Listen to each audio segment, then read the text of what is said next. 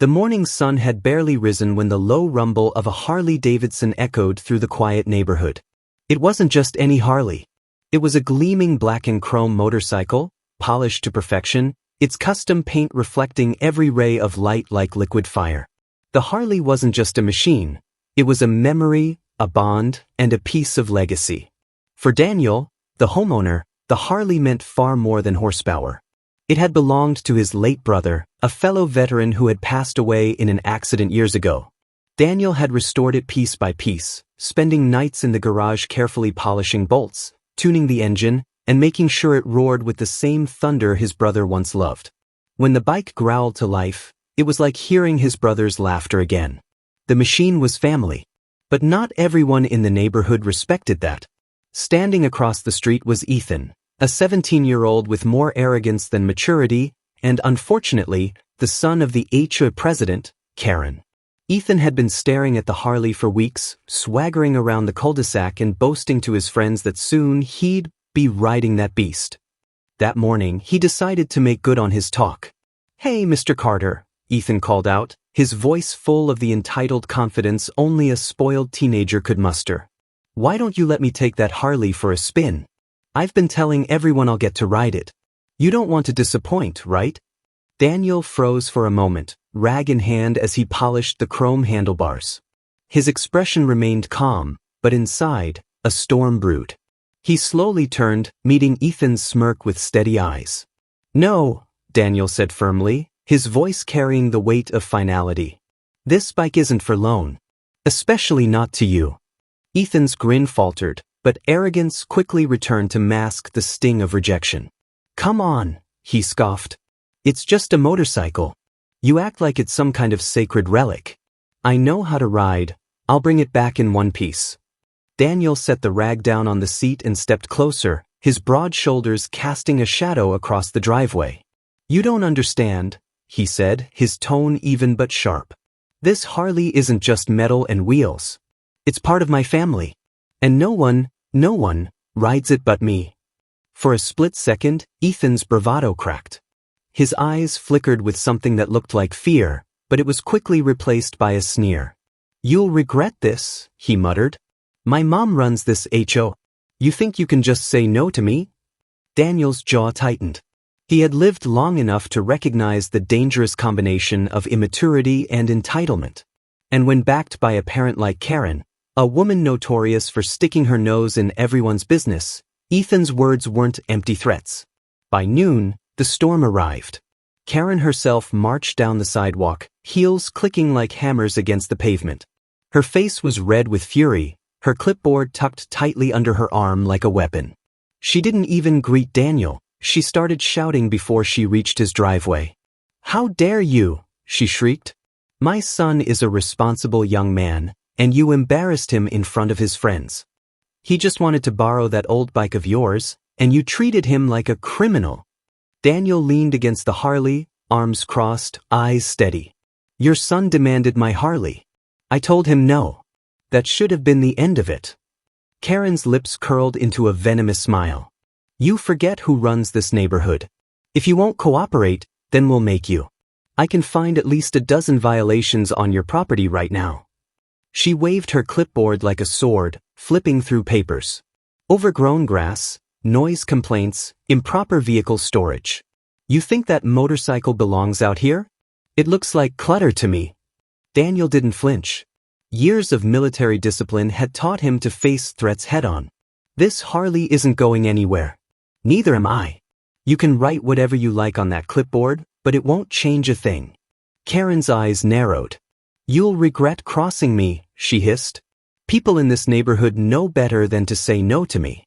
If you don't want trouble, you'll apologize to my son and let him ride that bike." The silence that followed was heavy, broken only by the faint hum of cicadas in the distance. Neighbors peeked from their blinds, watching the confrontation unfold like a soap opera on their street. Some shook their heads, others whispered. Daniel finally spoke, his voice low and unyielding. "You can't bully me, Karen.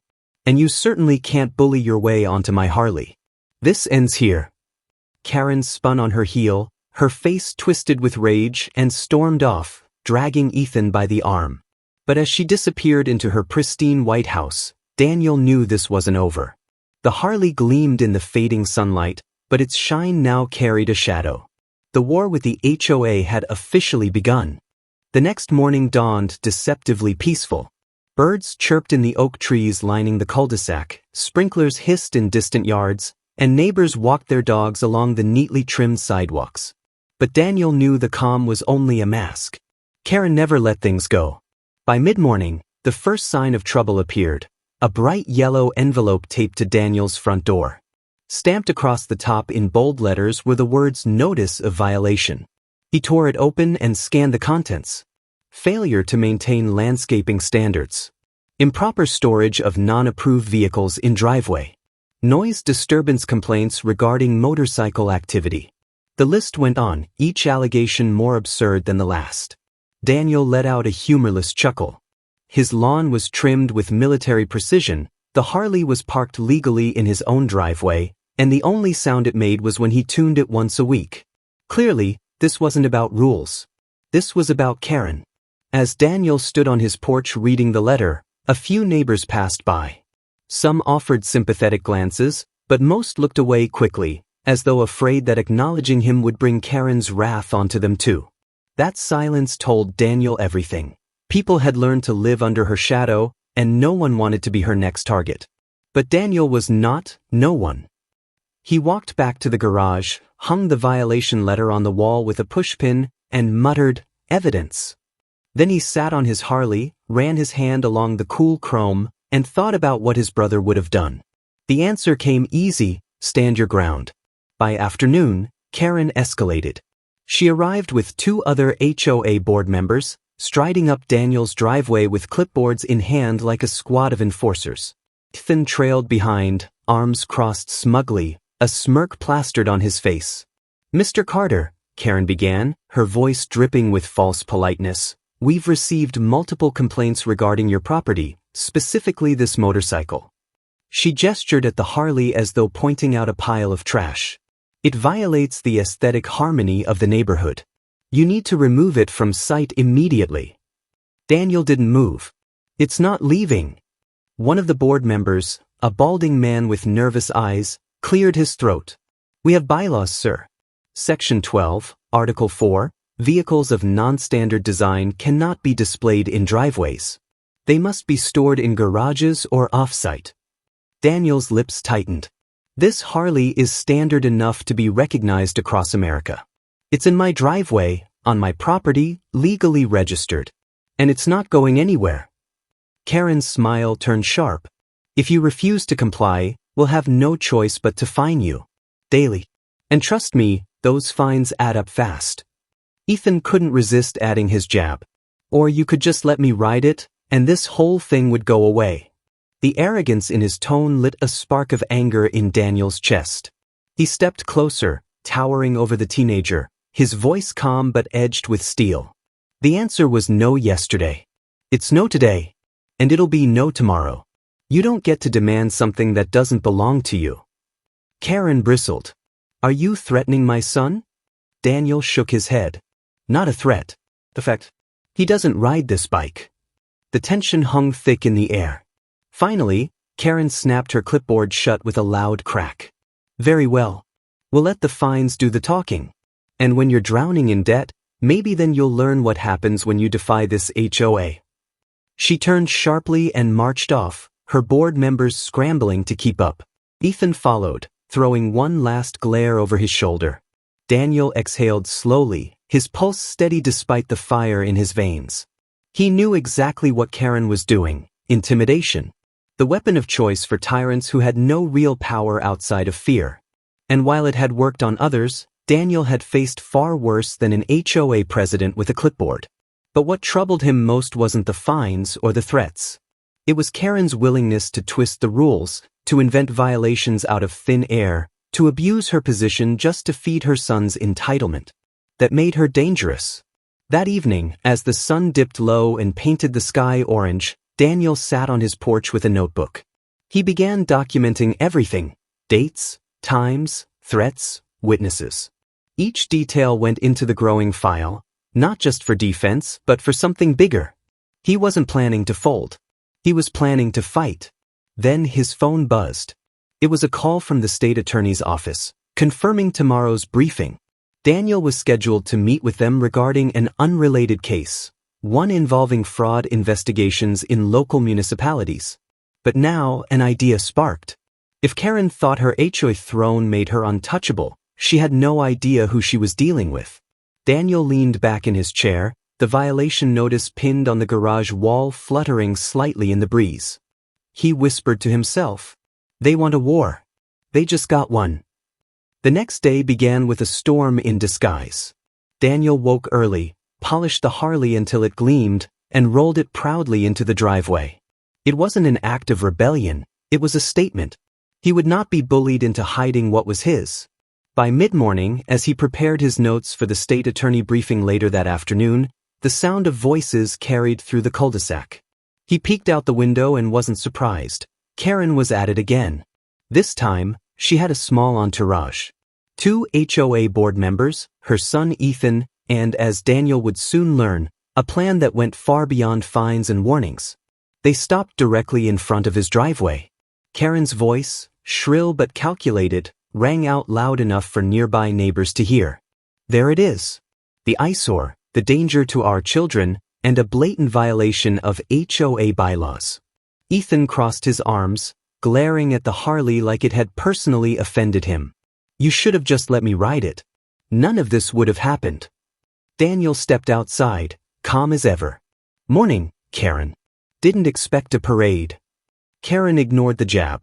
"Daniel Carter, you are hereby fined $300 for continued violation of vehicle storage regulations. This is your second official notice. Failure to comply will result in escalating fines and possible legal action." She handed him a folded paper. He didn't take it. Instead, Daniel's eyes met hers. "Karen, you're not enforcing bylaws. You're abusing them. And every time you invent another violation, you're making my case stronger." The neighbors across the street had gathered quietly, whispering behind their hands. Some looked sympathetic, others entertained. Drama, after all, was the neighborhood's favorite pastime. Karen smirked. "We'll see who has the stronger case when the sheriff shows up." Daniel raised a brow. "The sheriff?" Right on cue, a squad car turned onto the cul-de-sac, lights flashing but siren silent. The vehicle rolled to a stop at the end of Daniel's driveway. 2 officers stepped out, one older with a calm demeanor, the other younger and clearly taking cues from his partner. Karen wasted no time. She rushed toward them, voice dripping with fake distress. "Officers, thank goodness you're here. This man is threatening my family, violating community laws, and storing a dangerous motorcycle in plain view. He's created an unsafe environment for all of us." Ethan nodded quickly, putting on his best performance of victimhood. "Yeah, he threatened me when I just asked to ride it. He's unstable." Daniel stayed where he was, arms crossed, watching the spectacle. The older officer turned to him. "Sir, can we have your side of this?" Daniel gave a slow nod. "Of course, officer. I'm Daniel Carter, retired law enforcement. This motorcycle is legally mine, registered, insured, and parked on my property. Karen here has been harassing me for days because her son believes he's entitled to ride it. When I refused, she began issuing fake HOA violations and now called you with false claims." The younger officer frowned, glancing at Karen. "Ma'am, did he threaten your son?" Karen's eyes gleamed, sensing her opening. "Yes." He loomed over him aggressively, intimidating him. "My son felt unsafe." Daniel stepped forward, his voice calm but firm. "That's a lie. I told Ethan, very clearly, that the answer was no. Nothing more. I've got no interest in intimidating a teenager."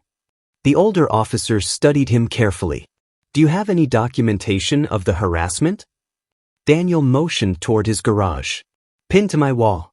Every notice, every fine, every false accusation.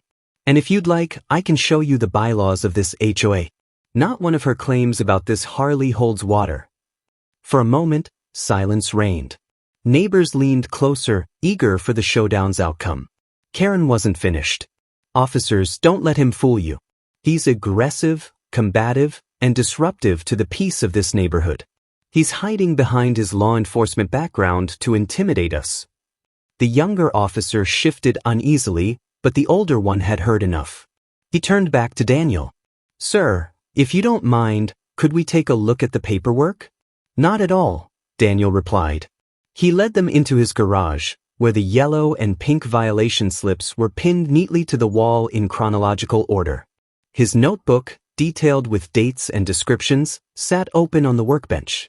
The officers examined everything. The older one nodded slowly. "Looks like you've been keeping good records." "That's smart." The younger officer muttered, "This doesn't look like someone who's trying to stir trouble." When they stepped back outside, Karen was waiting expectantly, arms folded. "Well?" she demanded. The older officer sighed. "Ma'am, from what we can see, this is a civil matter between you and Mr. Carter. Nothing criminal here. He has the right to park his registered motorcycle in his own driveway. We can't, and won't, intervene." Karen's jaw dropped. "You can't be serious. He's dangerous." "Ma'am," the officer interrupted firmly, "calling law enforcement for personal disputes is not an appropriate use of emergency services. If you continue making false reports, that will become a criminal matter." The crowd of neighbors let out a collective gasp. Karen's face flushed crimson. Ethan muttered something under his breath and kicked at the sidewalk, his performance unraveling. Daniel simply stood there, arms crossed, calm as a stone. "Appreciate your time, officers. I know you've got real work to do." The older officer gave him a respectful nod. "Keep documenting everything. And good luck with your neighbors." As the squad car pulled away, the cul-de-sac buzzed with hushed whispers. Karen had been humiliated in front of the entire block, her attempt to use law enforcement backfiring spectacularly. But Daniel wasn't celebrating. He knew this wasn't over. People like Karen didn't quit when they lost. They doubled down. And with Ethan fueling her fire, there was no telling how far she'd go. He glanced at his watch. It was nearly time for his meeting with the state attorney. An ironic smile tugged at his lips. Karen thought she could weaponize rules, lies, and fear against him. But soon, she'd learn what it meant to challenge someone who knew the law better than she ever could. And this time, he wasn't just defending his Harley. He was preparing to dismantle her entire game. The squad car had barely turned the corner before Daniel was already packing his leather folder with case notes, clippings, and the meticulous logbook he had kept on Karen's harassment. The confrontation had only sharpened his focus. Karen thought she could drag him through the mud with phony violations and false police reports, but Daniel knew something she didn't. Her HOA's behavior was about to be scrutinized by someone far more powerful than a local cop. By the time he reached the county courthouse, the afternoon sun was already spilling long shadows across the marble steps. The building hummed with quiet energy, attorneys in sharp suits darting through security, clerks balancing piles of files, and the faint echo of heels striking the tiled floor.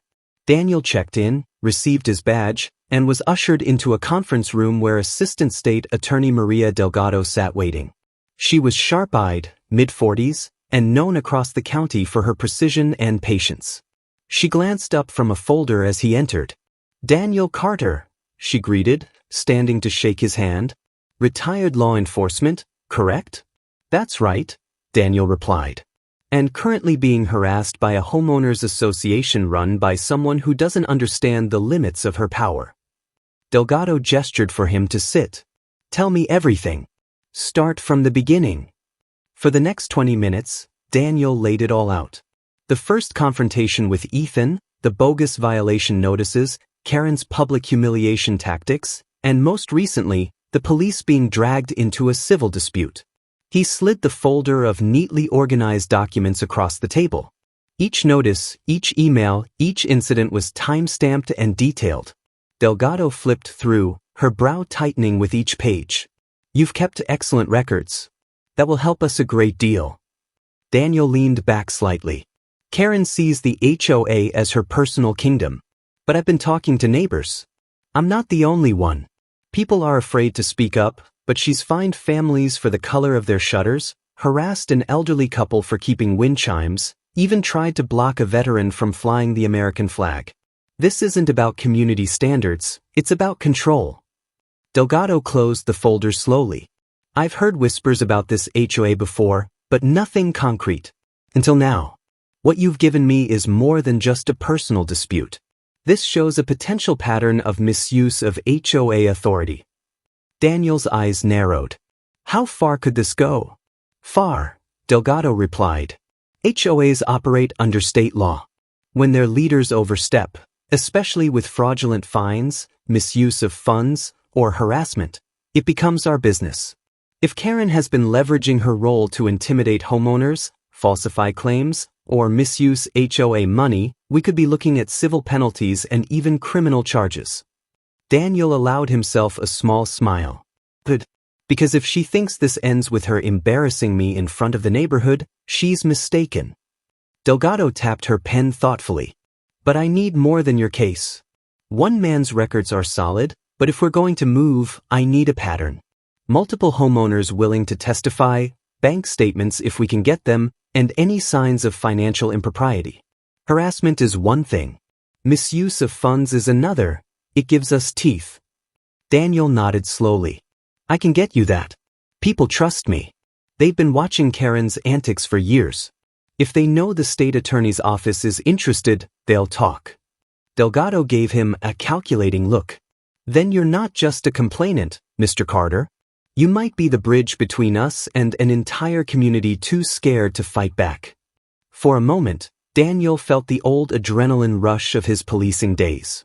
This wasn't just about a Harley anymore. It was about exposing a corrupt system that had been allowed to run unchecked. Delgado stood, closing the folder. I'll have my office draft a preliminary inquiry. In the meantime, gather what you can. Discretion is key. HOAs don't collapse quietly, and if Karen senses what we're building, she'll fight tooth and nail.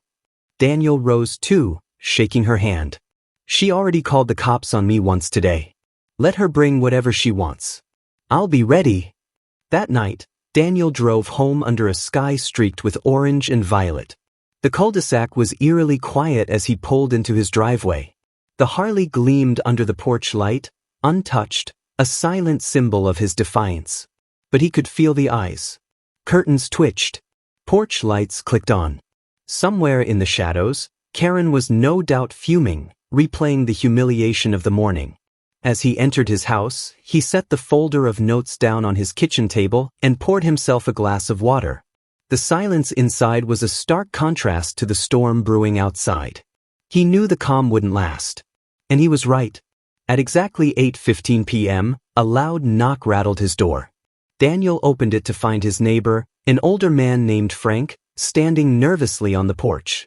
His hands shook slightly as he clutched an envelope. "Evening, Daniel," Frank said softly. I heard about what happened this morning. And I saw the police cars. Listen, I've been dealing with Karen for years, but I never thought to keep records. She fined me $500 last year for putting up a tool shed behind my house.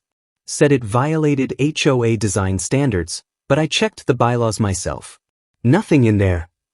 He extended the envelope. Inside were copies of his correspondence with the HOA, all stamped and signed by Karen herself. "You're not the only one, Daniel," Frank whispered. "There are more of us. We didn't think anyone would listen." Daniel's chest tightened, not with fear but with resolve. "They'll listen now, Frank. Trust me." From across the street, Karen's porch light flicked on. Daniel caught sight of her silhouette in the window, arms folded, watching them. She knew. And that meant the real battle was only just beginning. The next morning, Daniel woke before dawn. Years of early patrol shifts had trained him to rise with the first light, but today felt different. There was electricity in the air, a sense that the cul-de-sac itself was holding its breath. He made coffee, sat at the kitchen table, and spread Frank's envelope of documents beside his own notes. Two stories now overlapped. His battle with Karen over the Harley and Frank's bogus shed fine. Two voices were harder to ignore than one, and Daniel knew there were more waiting to be heard. By mid-morning, he was walking door to door, a folder under his arm and a simple message prepared: "You're not alone." The first stop was the Johnsons, a young couple with twin toddlers. Their tired eyes widened when Daniel explained what he was doing. "She fined us for the toys in our yard," Mrs. Johnson said, her voice breaking. "Said it lowered the neighborhood's aesthetic value. We paid because we didn't know what else to do. But she's relentless." Daniel nodded, sliding a notepad across their table. "Write down dates, amounts, any letters she sent. Don't worry about how small it seems. Patterns matter." Next was Mrs. Reynolds, the widow at the corner house with the rose bushes. She was frail, her hands trembling as she handed Daniel a stack of pink HOA violation slips. "She threatened to put a lien on my home," Mrs. Reynolds whispered. "All because I didn't trim my roses short enough. I've lived here 35 years, Daniel. My husband planted those bushes before he passed. I can't lose them." Daniel's jaw tightened. "You won't. Not if we stand together." House by house, the story repeated itself. Arbitrary fines. Threats of legal action. Karen using the HOA as a personal weapon. By the afternoon, Daniel had spoken with nearly a dozen neighbors, and the picture was crystal clear. This wasn't a few isolated incidents. This was a pattern of abuse. He returned home, his folder now overflowing with testimonies. As he spread them across the dining table, he felt a flicker of something he hadn't felt since retiring: purpose. That evening, he called Frank and the Johnsons. Within an hour, 6 neighbors were sitting around his kitchen, sipping coffee and nervously exchanging their own horror stories. "It's like she's running a dictatorship," Frank muttered. "And we've all just been letting it happen." "Not anymore," Daniel said firmly. He tapped the folder. "I've already met with the state attorney. They're interested. But we need numbers and we need consistency. If each of us presents our case separately, Karen will dismiss it. If we stand as one, she won't know what hit her." Mrs. Johnson looked doubtful. "What if she retaliates? What if she tries to take our homes?" Daniel leaned forward, his voice steady. "That's exactly why we need to act together. Alone, she can scare us. Together, she can't. And if she tries to retaliate after this, it only strengthens our case." The room fell quiet, but Daniel could see the spark of courage taking root. Then Frank cleared his throat. "What's the plan?" Daniel laid it out. Each family would document their experiences, with dates and copies of any letters or fines. They would meet weekly to share progress, building a collective case. Daniel would serve as the point of contact with the state attorney's office, funneling information carefully.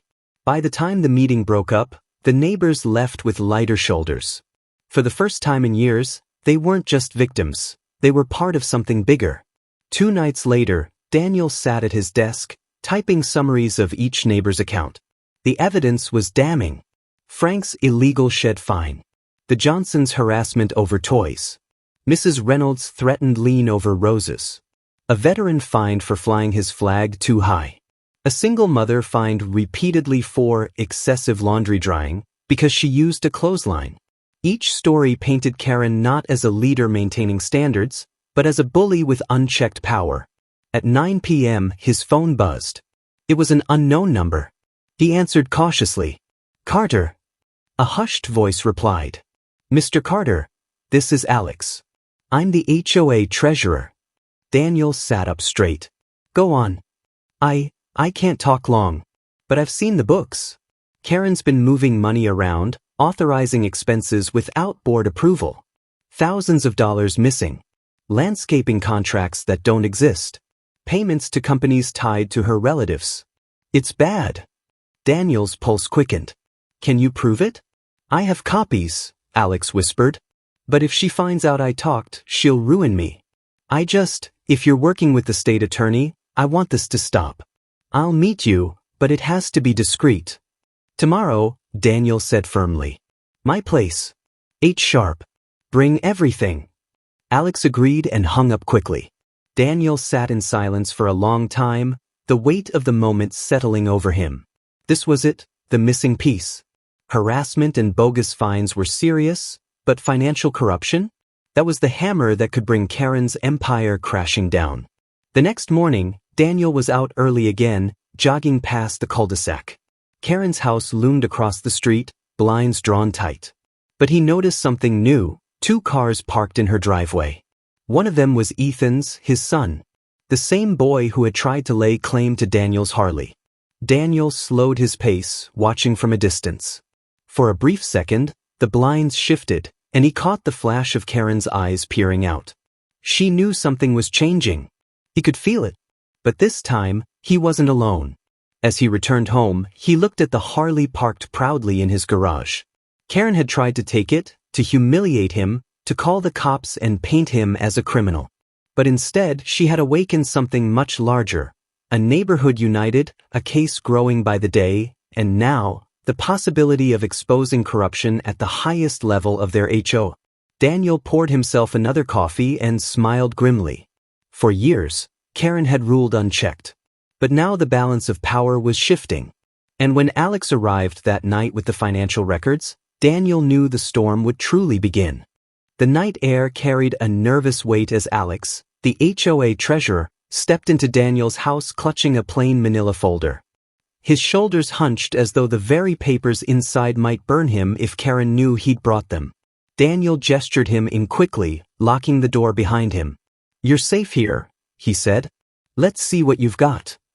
Alex placed the folder on the kitchen table with trembling hands. "I've been keeping copies for months. I knew it wasn't right, but I didn't know who to trust. She has people wrapped around her finger." Daniel opened the folder, his eyes scanning rows of figures and contracts. Landscaping fees to a company that didn't exist. Maintenance charges billed 3 times for the same work. Checks written out to a shell company with Karen's maiden name buried in the ownership. It was worse than Daniel had imagined. This wasn't just an overbearing HOA president, it was fraud, theft, and corruption, clear as day. "You did the right thing," Daniel told him firmly. "The state attorney's office will take this seriously." Alex exhaled shakily. "I just don't want my family dragged into this. If she finds out I gave you this, she'll destroy us." Daniel put a reassuring hand on his shoulder. "No. If she tries, that's retaliation. And it'll only tighten the noose around her." The very next morning, Daniel sent copies of Alex's evidence to his contact at the state attorney's office, along with the thick stack of neighbor testimonies he'd collected. He didn't hear back right away, but that silence didn't unsettle him. He knew what silence meant. It meant gears were turning behind the scenes. But Karen wasn't silent. By mid-afternoon, glossy flyers appeared in every mailbox on the block. The headline in bold red letters screamed, "Protect our community from dangerous individuals." Beneath it was a blurry photo of Daniel taken on his porch, paired with bullet points twisting half-truths. "Known to intimidate neighbors. Attempts to undermine HOA authority. Brings disreputable outsiders into our community."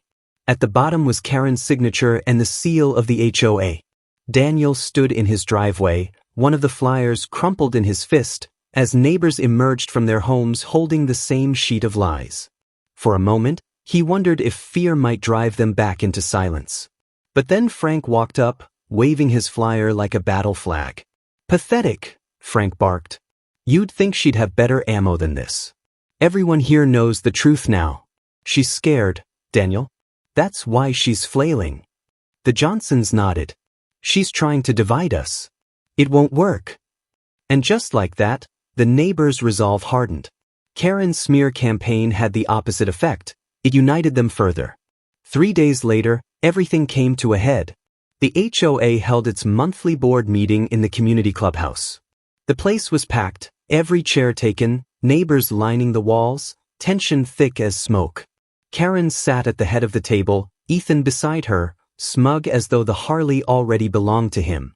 Daniel arrived last, Harley keys clipped to his belt, his presence quiet but commanding. Conversations stilled as he walked in. Karen's smile was thin and brittle. "Ah, Mr. Carter," she drawled. "Nice of you to join us.